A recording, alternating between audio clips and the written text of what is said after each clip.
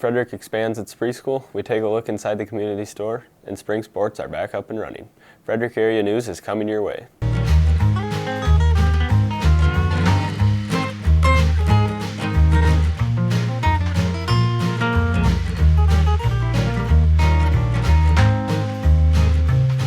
Hi, I'm Tristan Sumption, and once again I'm ditching my Carhartt, but not for a shirt and tie this time. I thought I'd try Frederick Fancy and go with a pearl snap shirt to bring you Frederick Area News.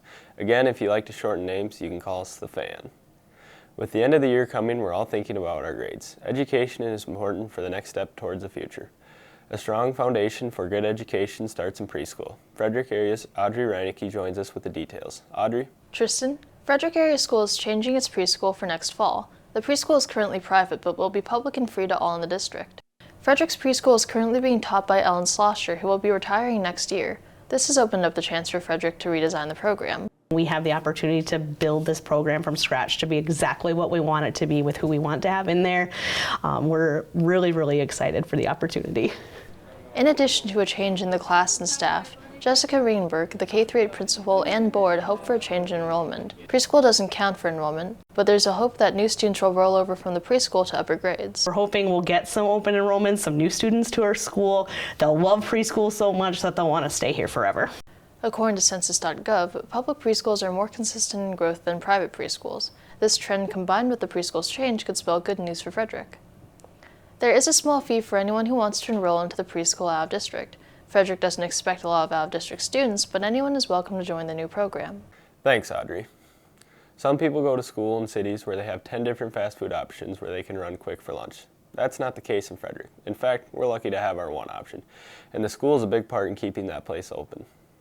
Frederick area students' favorite place to go during open lunch and only place to go in the small town of Frederick would be the community store, and the business they bring there is definitely a big help in keeping the small town store alive.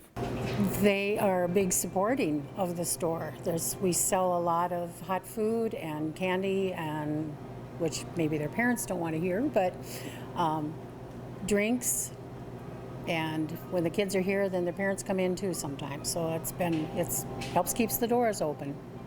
While most might think the students' business will slow down during the summer months with the kids no longer being at school, this is not the case. Not necessarily, because even with there's no school, the kids are in a lot of sports and come for camps and participate in activities at the school. So they're in here a lot too during the summertime. So it's about the same all year round. The manager enjoys seeing the kids in the store every day. She and her husband, who is a substitute teacher at the school, enjoy watching the high school sports games and the school programs. Absolutely. The store was originally built in 1906 and has had many workers and managers throughout the years. Manager Donanne Feudman has been a valuable worker of the store for a few years now. She mainly enjoys making sure the customers of the community are always happy with their services and keeping one of the oldest and most popular businesses in Frederick open. My favorite part about working here would probably be just making sure that our customers are satisfied with the products that we carry and the service that they get. It's always nice to stop in the community store. We're glad to support them and grateful they support us. Frederick area's spring sports teams have had many challenges facing the weather. The Fan's Daniel Dahlman joins us with a full story. Daniel? With as much snow as we've had this winter, followed by a late and cold spring, that makes it difficult for sports teams to get their needed practices in. Levi Little and Matt Costers are in golf. Most of the courses are underwater, so you can't really golf at all. Once courses did open, it was too late in the season. We haven't had that many practices, so it's been bad. Golf isn't the only spring sport that is having trouble with the weather. Track is facing problems too. It's mid, so it's hard to go to track meets because the track's wet from all the snow melting.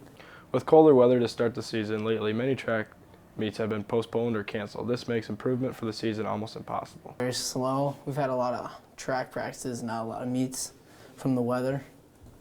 This is the year the track team wouldn't have minded more time to get better.